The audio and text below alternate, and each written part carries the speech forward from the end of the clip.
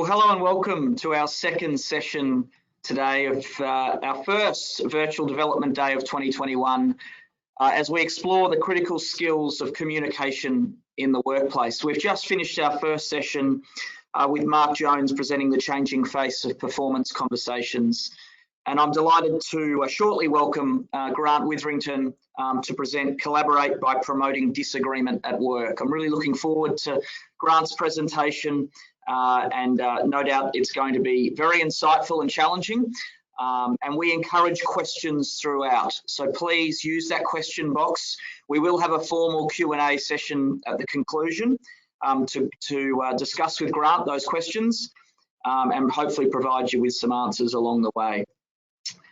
Today's virtual development day is being supported by 2,800 enrolments, 350 organisations, and as we've seen earlier with Mark and now with Grant, we've got 4 excellent facilitators that are presenting today's content on workplace conversations.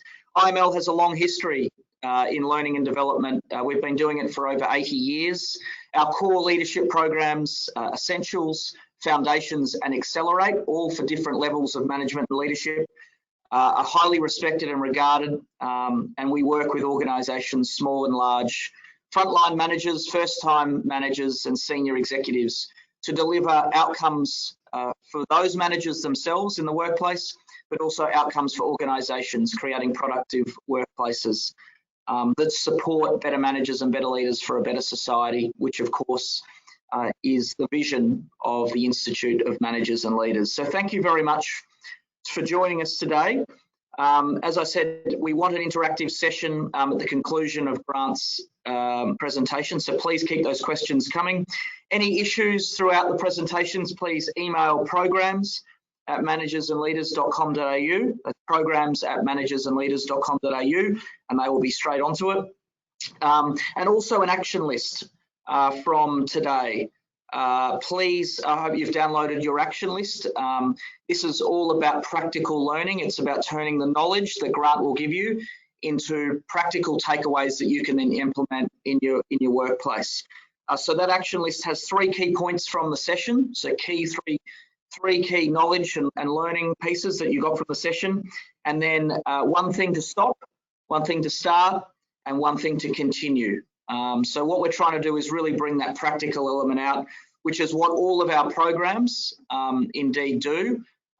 We try to make sure that there is a real practical element and a transfer of knowledge back into outcomes in the workplace. So please use those action lists, and I hope you can fill them up with all of those points. So let's get on to today's second session, which, as I said, is Collaborate by Promoting Disagreement at Work. Our ability to communicate effectively is often the first workplace skill to suffer when we are confronted by disagreement. Navigating the tricky conversations that accompany disagreement and embracing it as a potentially productive workplace conflict can be difficult yet rewarding. In this session with Grant, he'll provide practical tips and techniques to help you utilise disagreement in a way that gets people aligned, engaged and working together like never before, resulting in better workplace outcomes and productivity. It's going to be a really fantastic session. I'm certainly looking forward to it. To welcome Grant to the session and to hand over to him, I'll firstly introduce Grant's experience. Grant is well respected and an engaging IML facilitator and coach who believes the secret to an organisation's future lies in its ability to engage, empower and inspire its own greatest asset, its people. He uses his significant experience as a senior leader and change agent to help clients create a leadership culture that drives business results by harnessing the power of its people. Grant has worked in a variety of industries and sectors, including defence, medical devices and diagnostics, customer service, sales and marketing. Grant has considerable experience working with clients in government, private sector and not-for-profit organisations. And as I said, we are delighted to have Grant as a facilitator of the Institute of Managers and Leaders. Grant, I'll hand over to you and we'll come back for Q&A at the conclusion of your presentation. Thank you very much, Sam. I really appreciate that introduction, and good morning and welcome to everyone who's joining us for this webinar on Collaborate by Promoting Disagreement at Work. It might seem like a bit of an unusual subject to be talking about, but because a lot of people, I find, try to avoid disagreement as much as possible. But I've found over the years that disagreement is just something that we don't utilize to its fullest. And it is potentially one of those conflicts in the workplace that can get us enormously positive outcomes in terms of productivity, in terms of collaboration, in terms of problem solving. So I want to spend the time with you today, taking you on a bit of a journey to unpick the subject of disagreement and then sort of re-knit it all together for you so that you can see that disagreement is something not to be avoided, but something to be managed and even encouraged if you want high-performing teams. I think that if we're going to be collaborating more in the workplace, we have to understand that workplaces are full of people. They're full of human beings. We all have our strengths, we have our challenges or weaknesses, as some people like to call them, and we have our personal styles.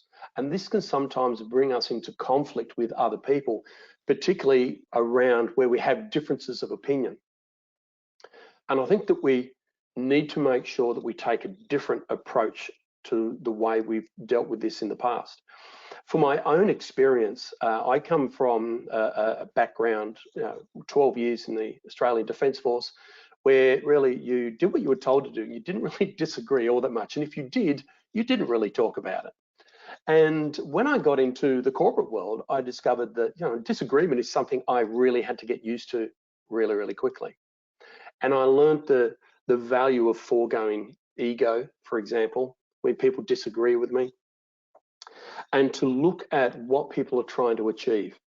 Because to quote Leanne Davey, author of You First, inspire your team to grow up, get along, and get stuff done. And she says that conflict is uncomfortable, but it is the source of true innovation and also critical to process in identifying and mitigating risks.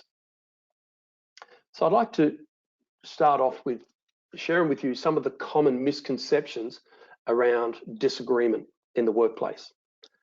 The first one is that disagreement is damaging to relationships and that we should all be striving for harmonious workplaces. As I hope to show to you today, that harmonious workplaces aren't necessarily the most productive, they're just the most peaceful. And whilst harmony is really, really important to allow people to get along, we need to understand that conflict is something that brings about new ideas, it brings about changes. Provided we can do this correctly, we should be able to embrace conflict rather than just seek to get harmony at all costs.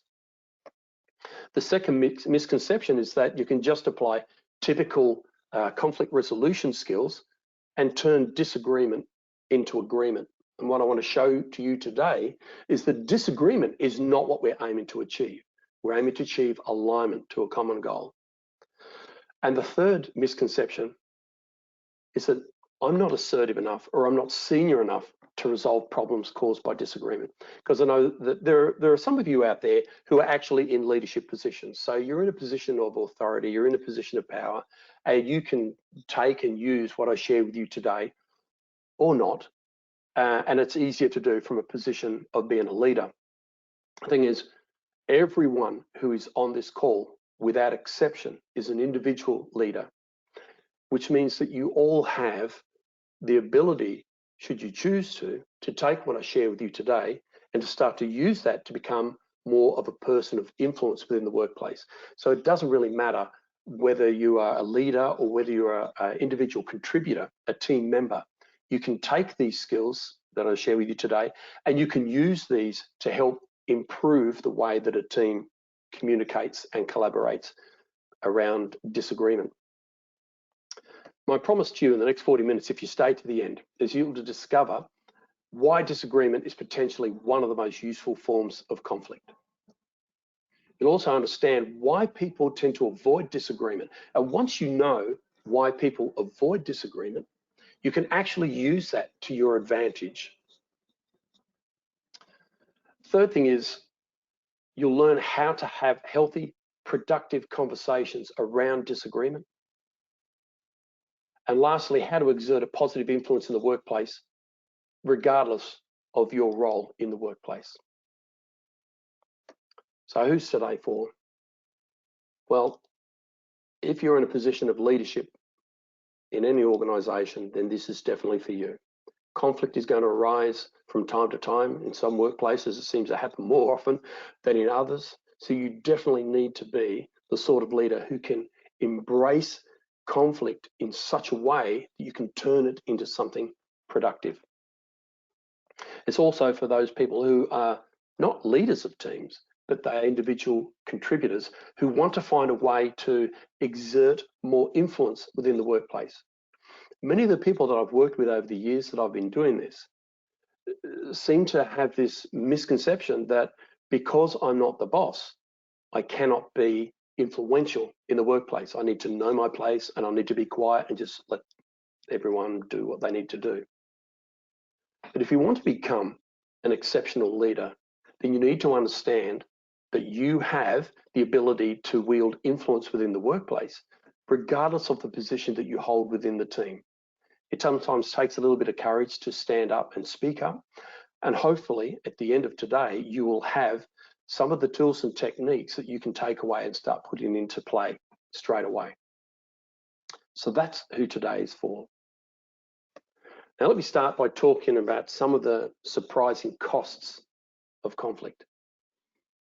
Now, if we look at the statistics around stress, which is often the outcome of uncontrolled conflict in the workplace, this costs Australian economy around $14.8 billion a year. Now, I don't know about you, but that's a heck of a lot of money to be wasted because of stress.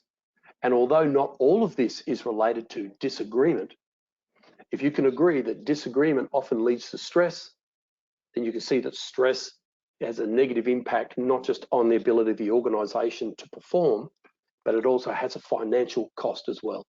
So for those of you who like to see a dollar factor placed on all the approaches you take to improve the workplace, there should be 14.81 billion reasons why you should consider how you manage conflict in the workplace.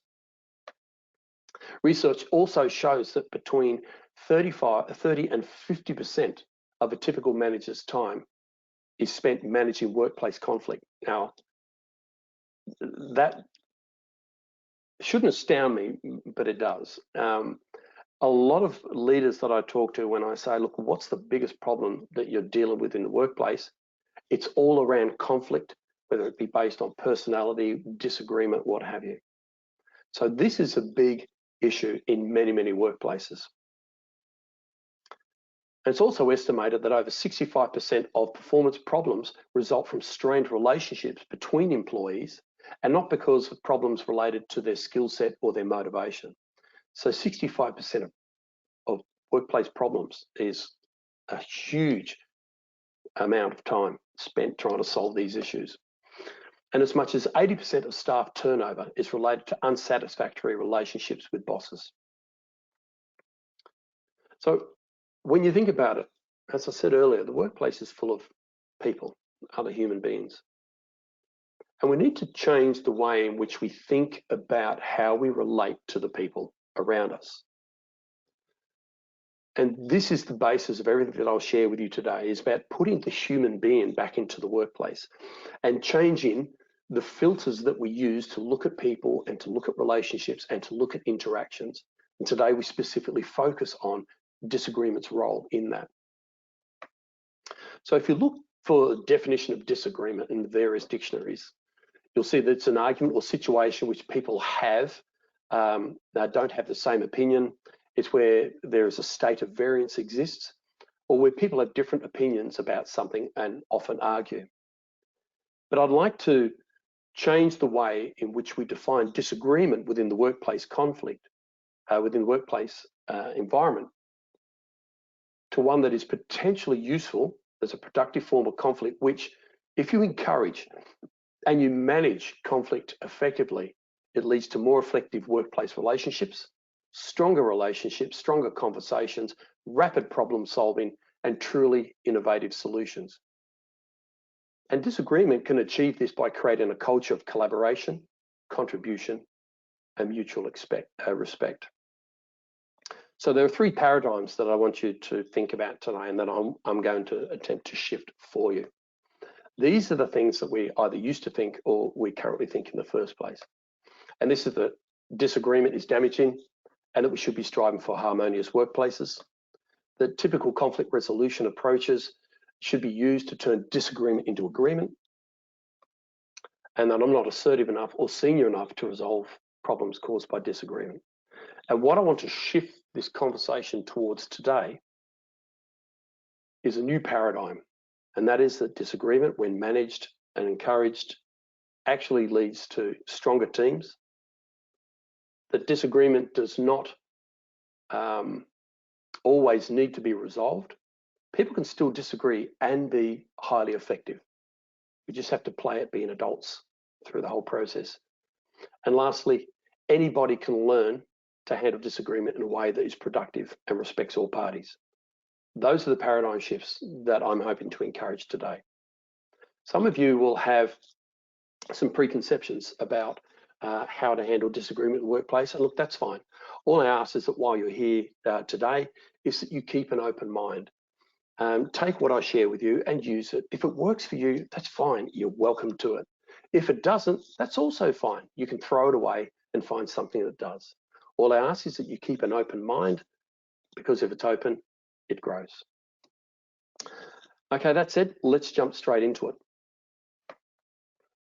It helps, I find, over many years of doing this, that I need to understand how the brain influences the way we deal with disagreement.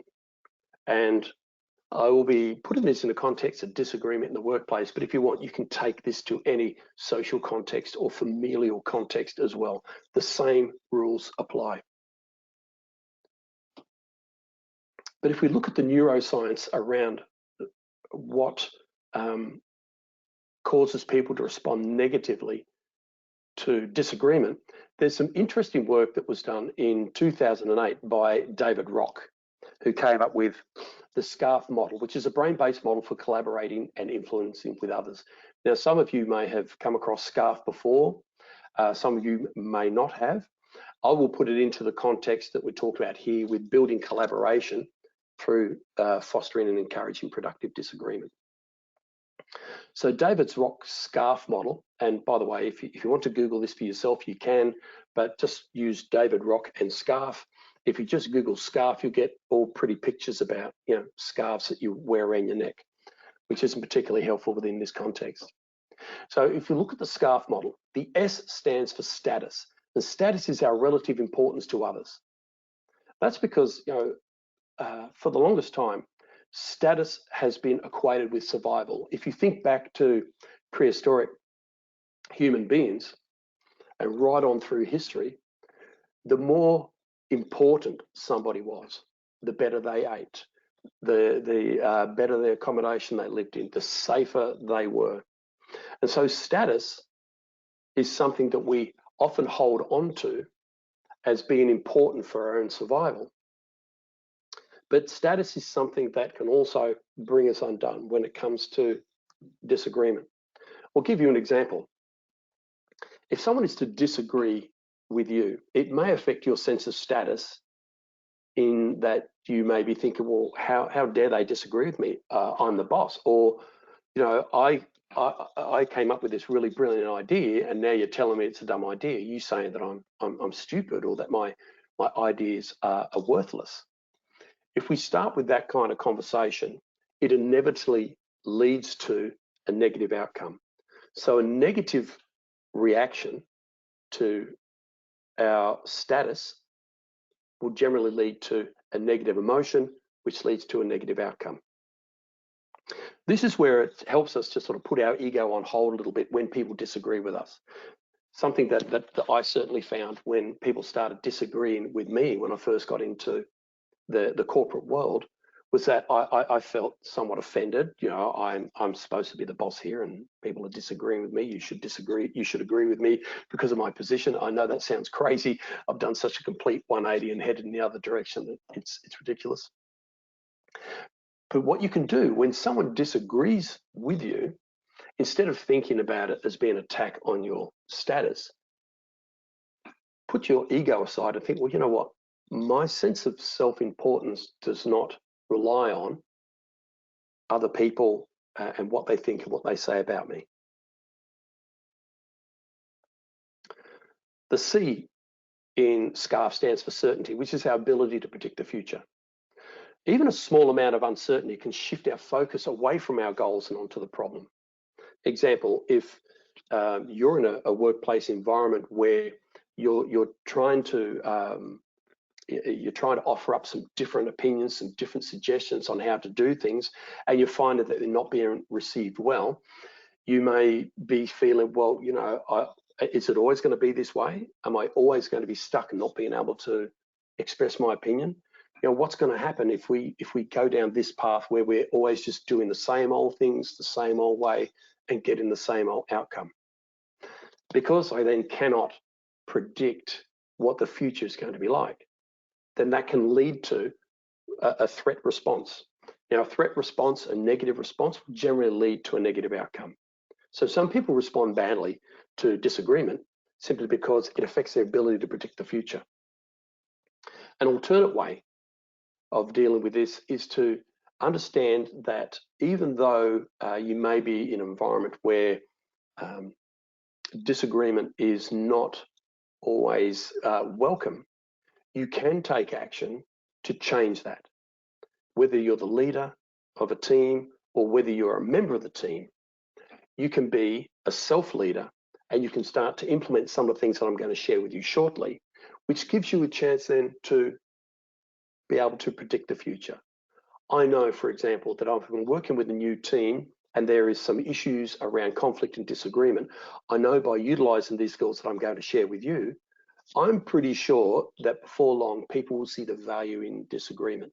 So I can start to predict the future and be much more comfortable about that. Autonomy is our sense of control over events, and a lack of autonomy or a lack of control can lead to a strong threat response. See, some people are driven by the need to control the world around them. And I don't mean that in a bad way. I don't mean like control freaks, but there are people who just are much more comfortable when they're in control of situations. So if you're in a situation where either someone's disagreeing with you and all of a sudden you lose control of that situation, you can feel that as a threat and have a negative response to that. Or if you're trying to disagree and you're not getting heard, then you can feel, well, how the heck can I influence what the team's decisions are moving forward if nobody listens to my opinion? A simple way to allow people to feel a sense of autonomy is to simply allow people to express their opinion. I'll share with you some rules around that later on that'll make it a lot easier to do that. But when people feel heard, even if they're just having the opportunity to say what they think, and it may not influence the outcome, but they have a sense of autonomy, a sense of control, because at least they're being listened to. If they feel they're being listened to, if they feel they have some control, they no longer get a threat response, but they get a reward response. And so if you handle disagreement well this time, next time, it's got to be much more productive disagreement and people are going to be more comfortable about speaking up and sharing their thoughts and points of view. R is a very important one. It stands for relatedness, and this is how safe we feel with others, and it determines whether we see people as friend or foe. If you're in a situation where there's you're offering opinion, for example, and someone is disagreeing with you, it can make us feel like they're attacking us, that they're not our friend now, they're our foe. And that will lead to a threat response, and threat responses lead to negative emotions and negative outcomes. And so if we don't handle disagreement effectively, then we can lead to this friend or foe approach tending towards the foe. But if you can handle it in such a way, as I'll share with you shortly, where you can see, people can see, oh, okay, look, this is a safe, psychologically safe environment. I feel safe disagreeing within this team of people because I know that they're not going to make me feel stupid, then that's going to lead to a positive response to relatedness. And the last one, fairness, is a sense of fair exchange. Unfair exchanges lead to a strong threat response. So people may be feeling that it's unfair that they're not listened to, that their opinions aren't taken into account. They may feel that it's unfair that they're trying to share an opinion here, but there's no willing ear within the team. Now, it has to be said that not all of these have to be triggered all the time. If you have a strong enough negative trigger for any one of these areas in a person, then that can lead to a threat response from them, which can lead to a derailing of the whole process of trying to communicate and collaborate effectively. So I hope that's making sense to you, because when you understand why people behave the way that they do, it gives you an enormous sense of power to be able to deal with it in a positive way. So you need to ask yourself, what threat responses do you recognize within yourself when you are experiencing disagreement in the workplace? The first step to being able to embrace disagreement in a productive way and build collaboration is to master yourself before you can master others. Once you understand how you respond to disagreement and you start to master that, then you become a role model for other people. So I want to show you, I've been talking about some of the tips and techniques that I'll share with you about how to manage disagreement in a more effective way. So I have 3 ways that you can encourage productive disagreement. The first one is to establish the rules of disagreement, because it can be a gateway to extraordinary results. People need to agree to a simple set of rules. Now, this is something I do if I'm taking over a team for the first time, and it's something that you can do as an active team member, as an individual leader, is just to adhere to 3 simple rules. The first rule is it must be respectful. There's no room in the workplace for disrespectful disagreement. It must be respectful. If it's not, then we have a conversation about lack of respect, not about disagreement. Secondly, you must have a valid reason for disagreeing. We all know that there's this one person in the team who just seems to disagree because they like the sound of their own voice, or because they feel that it's their job to play devil's advocate to everything that comes up. But there needs to be a valid reason for disagreeing, okay? Not just to hear your own voice, or not just to be the handbrake for the team. And you must be aligned to a common goal. That's the third rule. If you're trying to achieve one outcome and someone disagrees, but they're trying to achieve a different outcome, then that's not okay to disagree.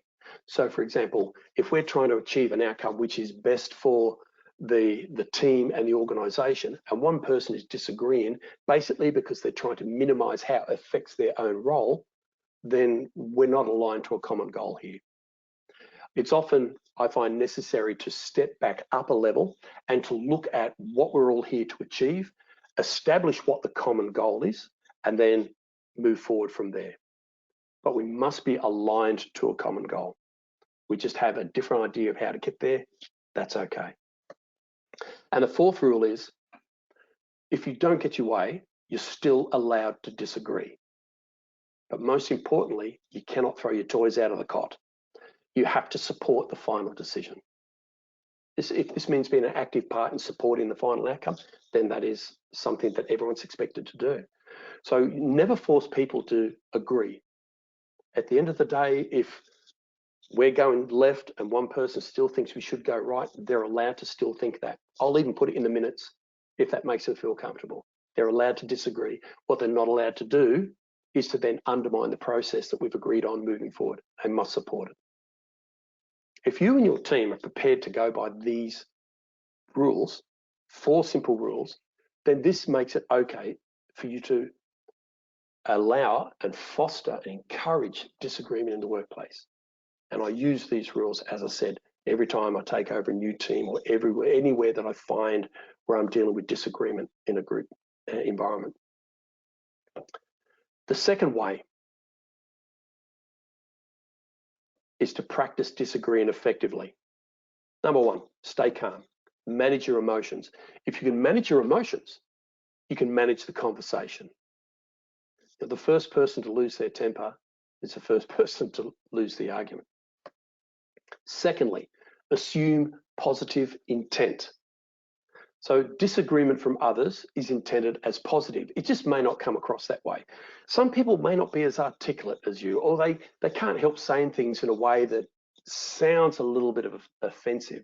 But if you step back, let go of the ego for a moment, and just assume that they meant it to come across positively, but perhaps they didn't articulate it effectively, then that allows you to take some of the potential sting out of disagreement. So assume positive intent. Thirdly, don't make it personal. Okay, focus on being grateful for the fact that people shared with you. Focus on the issue, but not on the person. Avoid putting other people's ideas down. Just be grateful that they shared their ideas with you. The more grateful you are that people share their ideas, the more willing they will be to share ideas with you going forward. Use I statements as much as you can. Rather you, I, because that tends to soften any disagreement and ensures that you're taking accountability for your position, you're taking accountability for the words that come out of your mouth, you're taking accountability for your behavior. Listen actively. So listen in order to understand, not just to respond. And lastly, know when to agree to disagree. Because again, it's not about getting everybody to agree, but it's about getting everybody to be aligned to move forward together. Sometimes just a simple, let's agree to disagree on that, or thank you, I'll take that as a comment, is sufficient for allow you to move forward. Because the last thing you want to be doing is getting stuck in an endless cycle of just revisiting someone's disagreement over and over and over and not moving forward. You're allowed to disagree, but whatever decision we make, remember rule 4, you need to support it. And the third way to encourage productive disagreement is to practice some effective responses to some of the typical derailers that you come across when there is disagreement in the workplace environment. Now, the first typical derailer is, the person who says that idea will never work. We tried that years ago, it never worked then, it's not going to work now. Some people will say that simply because, you know what, they're that kind of person who will always disagree. It's like it's their job. And some will have some genuine reasons as to why they disagree. So the way in which I would handle that, I'm showing you my words here, but you can put this into your own words so it sounds natural and authentic for you, but gets the same outcome. So I would say, look, it's interesting you say that, and I'd like to explore your reasoning further. What are your concerns? Because remember, it's important for the other person to be heard and to feel that they're being heard. But anybody can throw problems into the mix, and what we really want is solutions. So I then say the best solution is usually one that at first glance doesn't look all that attractive. So we need to ensure we do our due diligence before we let this go and move on. So tell me, hypothetically speaking, if this was the only option that we had to choose, what would we need to do to make it work? What would we need to do to make it work? See, the person who says, look, it'll never work, they've got all the reasons why it will never work. They've got all the problems, but problems don't solve themselves. Solutions solve problems. So when you take this approach to the it'll never work response, you're encouraging a solutions-oriented mindset, and it holds people accountable for their disagreement. What I found over the years, if people disagree simply because they like the sound of their own voice, they like to be the person who puts their hand up, so, oh, I disagree, they will stop doing that once they're held accountable for coming up with solutions to their disagreement. It's all about accountability. The second derailer that I've often come across is my idea is the best idea since sliced bread. These are people who have an idea and, it might be the best idea since sliced bread. I don't know. But we can't just assume that it's the best idea. So I'd say, look, I can see you've given this a lot of thought. in order to support this, so you're not saying I disagree, you say in order to support this, I'd need to satisfy myself that we've exercised due diligence and ensure our decisions stand up to thoughtful consideration. So tell me, what have you considered could go wrong with your idea, and how have you counted for that? So people who are really wedded to an idea or a suggestion or opinion or a line of thought, they may have done their own due diligence, they may not, I don't know. But if we take this approach, we encourage them to exercise critical thinking about their own ideas. If somebody is just throwing some idea out there and they're really, really happy with it, but they haven't thought it through, this encourages them to start thinking their responses through, so that next time they come to this idea that, this is the best idea, my idea is better than anybody else's, hopefully at least they will have done some homework to understand what could go wrong and how to fix that. And it may just be that at the end of this, you go, you know what, that is the best idea since sliced bread. And the last of the typical derailers that I want to share with you is that this or that option, that binary choice, where you're stuck between, one person says, my idea is the best, choose mine, and the other person says, no, my idea is the best one, choose mine, and you're kind of stuck between the middle of them, and they look at you and say, okay, boss, which one do you agree with? Now, if you find yourself caught between supporting another person's solution over someone else's, you're the proverbial meat in the sandwich. Now, you can do it. You can easily say, well, look, I think this is the best idea because of X, Y, Z. But I think all that does is get us to here in terms of problem solving. If we want to go next level, we need to consider that maybe neither of these options are the best. So rather than risk offending anyone or limiting myself to one of two choices, which is binary decision making, then I will ask them, okay, that's interesting. Both interesting options, but tell me, is there a third alternative? Now, whenever I've used this, before people get used to it, they will often come back with, what do you mean, the third alternative? And I say, well, look, it's something that typically it doesn't exist yet, but if it did, it would have the benefits of both suggestions, but none of the drawbacks. So what would such a solution need to look like? This gets people thinking outside the box. Integrative thinking is where we move away from this or that choices, binary choices. I can do this or I can do that. And it encourages people to think beyond the obvious. If you take this approach and apply it to disagreement within the team, you'll find that people start to take a lot more accountability for when they do disagree, and you end up having better quality disagreements. I've been using this process for many, many years, and it doesn't eliminate disagreement. It encourages disagreement, but it encourages the right kind of disagreement and done in the right way. And this has allowed me to build teams that are far more collaborative than how they would have been if I'd used my old approach from 20 years ago, where I'm trying to get everyone just to do everything the way that I think it should be done. So these are the three ways that I would encourage you to encourage proactive disagreement. So some of you may be thinking, well, look, what if people in my organization tend to resort to blame a lot? And I get that. Sometimes you're working in an environment where it seems like you're constantly pushing it uphill because around you, you're surrounded by people whose default seems to be blame. If you take what I've shared with you here and you start to practice that either as a leader or an individual contributor, a self-leader, you'll find that you and others start to take a bit more accountability for your disagreements, and you start to build a collaborative environment where accountability is important and blame is just something we don't do here anymore.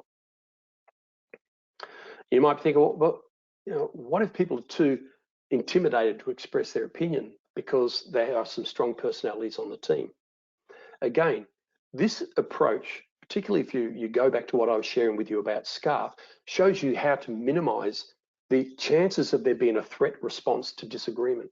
So people who feel uncomfortable with disagreeing because they're worried it's going to damage relationships, or maybe they're feeling they're shy or nervous or a bit introverted, will find that it's actually a much safer environment for them to express an opinion.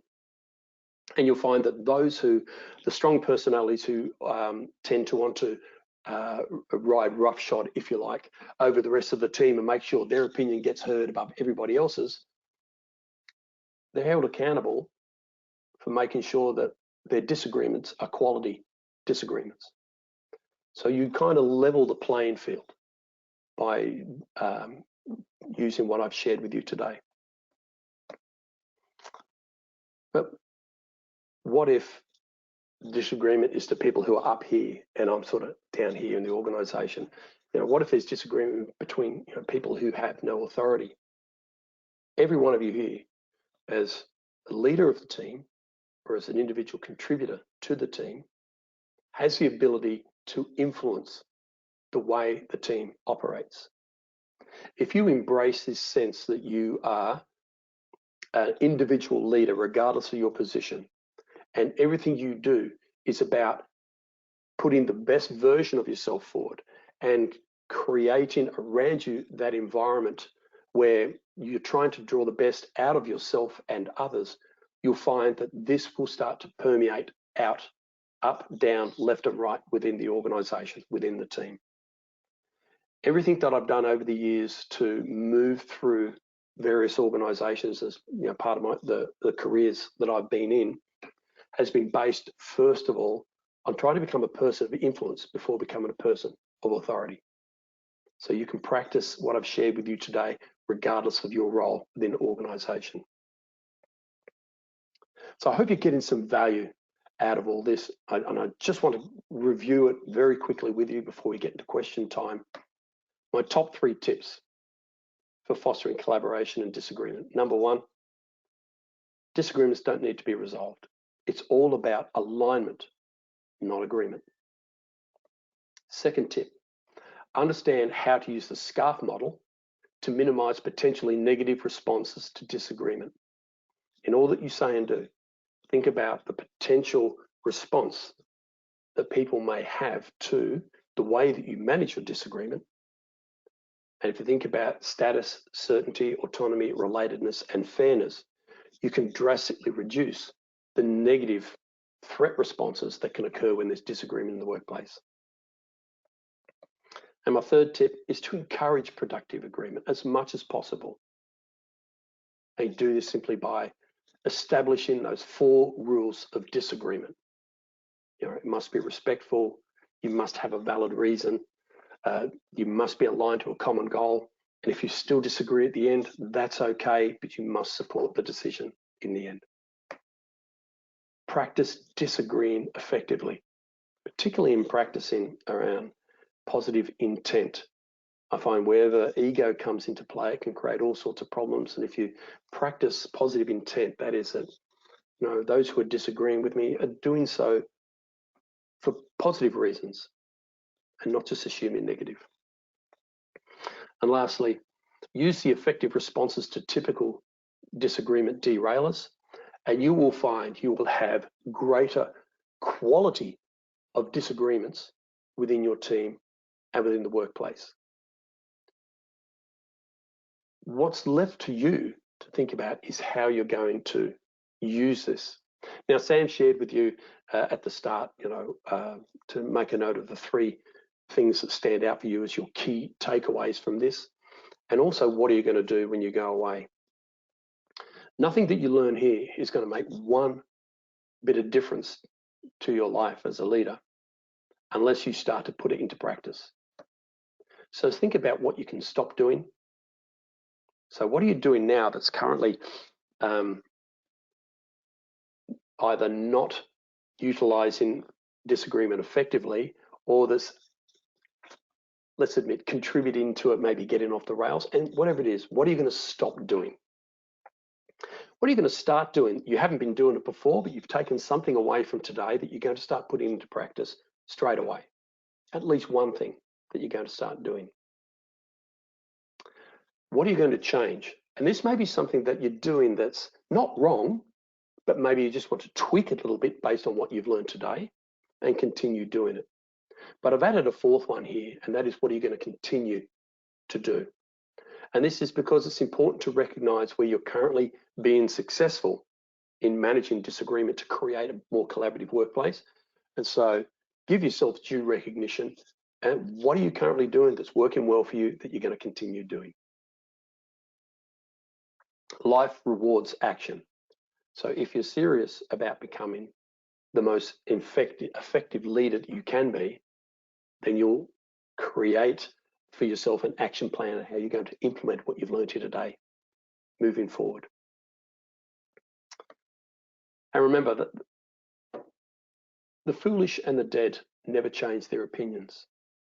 What's important for you to understand going forward from here is that there is strength in changing your opinion if someone gives you a good reason for doing so.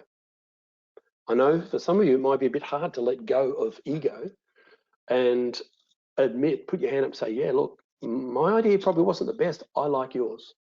Now, I have a fairly strong personality type, and I have found it completely liberating to be able to say, you know what, I guess I was wrong.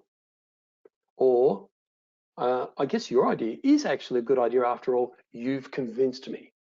That is where true strength lies, and that's where true strength lies for the empowering leader. And my final thought that I'd like to leave you with is that, you know, the workplace is just full of other human beings like you know, with all our human frailties. And we're all just trying to get through the world in the best way that we know how. The advantage that you have of being either in a position of leadership or being an individual leader is that you can impact other people's lives in a positive way. You cannot change people. You cannot change the way they behave, but you can change yourself first. To become a truly authentic, empowering and transformational leader, the first journey you need to start with is one of self-transformation, self-mastery. So take what I've shared with you today and first of all, apply it to yourself. Get comfortable with that before you start applying it to other people. As the saying goes, it's a lot easier to put on a pair of slippers than it is to carpet the whole world. So thank you so much. I hope you've got some value out of that today, and I'm happy to answer any questions. Thank you, Sam. Well, thank you very much, Grant. Terrific presentation. I've got another page of notes here from that to take away, and I'm sure everyone else does. Their action lists will be jam-packed with things to do. Just a note about that SCARF model. We've used that SCARF model a lot at the Institute with a number of clients, and certainly that self-reflection of the SCARF model is a wonderful starting point for any manager and leader moving through this space. So thank you very much for introducing that SCARF model to the audience. Okay, so let's get to a couple of questions, which, Grant, there are a number here. There's some terrific feedback about what you've gone through. The first one here is from Beth. Do you have any tips to manage disagreement when a decision is already made? Yeah, there's, I think often when we're in a position where the decision has already been made for us and we just have to implement that decision, there's sometimes a tendency for leaders to want to soften that and say, well, look, I disagree with it, but you know, the boss said we've got to do it, let's do it. But that is not the most effective way to handle it. And probably a good example of where I have seen this done well is in the movie Saving Private Ryan, where they're all marching across the field. They're on their way to save Private Ryan. And a couple of the guys are having a bit of a gripe as to why the 8 of them should be tramping all across France to save one soldier. And one of them turns around and says to Captain Miller, he says, Captain, do you ever complain? He says, well, yes, I do, but complaints always go up. They never go down. And you should know that. So, you know, if the boss says this is something that we need to do, my complaints will go to him or her. They won't go down to you. That's not how leadership works. So when you find yourself in those situations where people disagree with the way, with a particular decision, it's okay for them to disagree. But if the decision has been made, it's one that they need to support. They have the chance to disagree and do so respectfully. If they have a valid reason for disagreeing, that's also fine. If they are aligned to the common goal, yep, you can still disagree.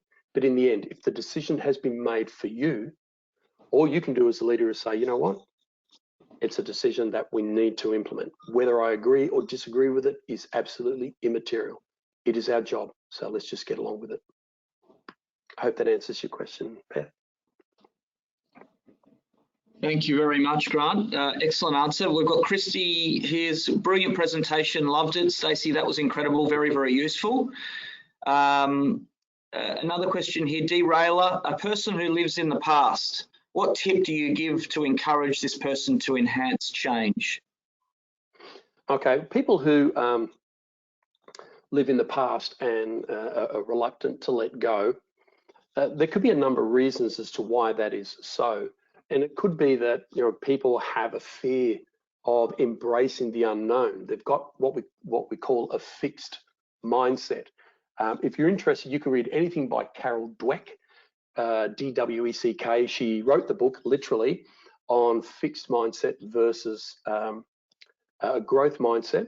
And we need to encourage people to embrace a growth mindset. And that is, look, it's okay to take lessons from the past, but we cannot live in the past. Whilst we're doing things the same old way they've always been done, our competitors are learning new, better, more innovative ways of doing things, and they're the ones who are moving forward. So from a business perspective, change is constant, and we need to continually work at embracing change. And one thing that we can do with people who are just stuck in the past is to hear them out, but then encourage them using those derailers that I was talking about. We've always done it this way. It's always, in the past we did it this way, we did it that way. Yep, well, that's fine, but we are not living in the past. We're now living in the present, and we're preparing for the future. So with this particular idea, what can you do to make it work? I find that when you try to tackle people exactly where they're at, it's a bit like attacking a tank from head on. A battle tank has its thickest armor on the front. They're used to it. Someone who lives in the past is used to having all of the arguments to keep themselves there. But you need to find a way to come in from the side, because a tank has its thinnest armor on the side and on the rear. So what I've shared with you about these derailers is a way of changing the conversation so that you come in from the side, not from the front, where people have developed their armor, if you like. So challenge the person in a different way. I hope that makes sense. Yeah, thank you, Grant. Agree completely with that answer. Another question which I hear quite regularly from participants on our programs is that they've got a direct line manager that often takes questions as disagreement. Do you have any suggestions for phrasing that might help? Yeah, absolutely. Understand, first of all, that when a manager is, a line manager is upset when people ask questions because there's disagreement, think back to that scarf model and think back, okay, what am I actually impacting here by asking a question? Does this person have a very, very strong sense of status? Pardon me, for example. So, they're the boss, and if you ask a question in a wrong way, then it could be seen as an attack on their status. One way of dealing with a boss in that situation is to try and understand as clearly as you can what their motivations are. What are they trying to achieve? Because often a boss is thinking about the results that they want, and they're trying to get from point A to B because they're under pressure and they've got ideas about how to do things. And if you ask questions or if you disagree, then hang on, you kind of derailing me off my process. You're just trying to get to where we need to be. Understand what your boss's currency is. And quite often, most bosses are driven by the need to get results because that is what they're judged by. So if you phrase your questions in such a way that addresses that, okay, yeah, look, I really understand the sort of result that we're trying to get with that. And I want to make sure that I only offer suggestions that get you the best possible result, because I know that's what you're trying to achieve. So can I ask? And then ask a question. Find ways to soften, use SCARF to soften the way that you ask a question.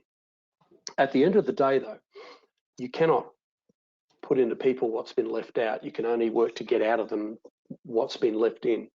So you can't control the boss. You can only try to influence the boss as much as possible. And that comes from you, first of all, developing mastery around the way you handle disagreement. The funny thing is, once you start to do that and you start to become someone who leads by example, that influence spreads in all directions. And the boss can often see that, oh, okay, this is actually getting us a good outcome. The other alternative is to make sure they come to an IML course where we can teach them all the good stuff about how to use disagreement in a productive way. Thank you, Grant. We absolutely do. Thank you very much. There's a common trend amongst a number of these comments. Obviously, hugely positive towards your presentation, but a number of them are asking for tips on. So Vanessa here said, any quick de-escalation tips for a manager with a short fuse who takes feedback personally? I guess it was similar to what the question you answered previously about, someone taking feedback, a manager taking feedback personally. But are there any tips to quickly de-escalate a situation that perhaps goes awry when you've raised a concern? Yeah, number one, don't tell them to calm down. The worst thing you do to someone who's not calm is tell them to calm down, because then it becomes an argument about you assuming that they're not calm. The first tip is to stay in control of your own emotions. Okay, let the other person get upset. What I've found over time is that if you can imagine like a graph and people's emotions are run along straight, and then something happens and people suddenly get angry, over time they will return to a normal emotional balance, if you like. So when people get upset, if I'm trying to give them feedback and people get upset, first thing I do is make sure I don't get upset. Okay, remain assertive in what you're doing. And I could talk about assertiveness for another hour, but assertiveness just means approaching things in a win-win way. That is, you respect the needs of your boss, but not at the expense of your own. So if they are getting upset and what have you, the best thing to do is just stay calm, say, look, I understand this is probably confronting, but I really am just trying to get the very, very best outcome here. And understand, again, what is their motivation? What are their drivers? What do they want to achieve? Because if you can understand their currency and you can talk to that currency, whether it be about getting better results, whether it be about improved financial performance, if you understand what their currency is, then you can tap straight into what their issues are. Thank you very much, Grant. I've just looked at the time and we've hit the time, but some wonderful tips, wonderful practical application of the learning. I think Narelle's comment here pretty much sums it up. Excellent strategies, highly applicable for my own work context. It's a great way to reframe my own thinking, and rather than seeing disagreement and conflict with the negative lens I use now, I'm confident that I can apply these strategies to make this work for me and my team. So I think, Narelle, you've absolutely summed up the feeling across all of our participants today about Grant's presentation. Grant, thank you very much for giving up your time today to come and speak. Grant, of course, features in a range of our masterclasses, and we're hoping Grant can come on and facilitate our programs as well in the future. And Grant, I think the content today was first class, and the practical application of the learning will give a lot of people things to take away. So thank you very much. Thank you, Sam. I really appreciate the opportunity.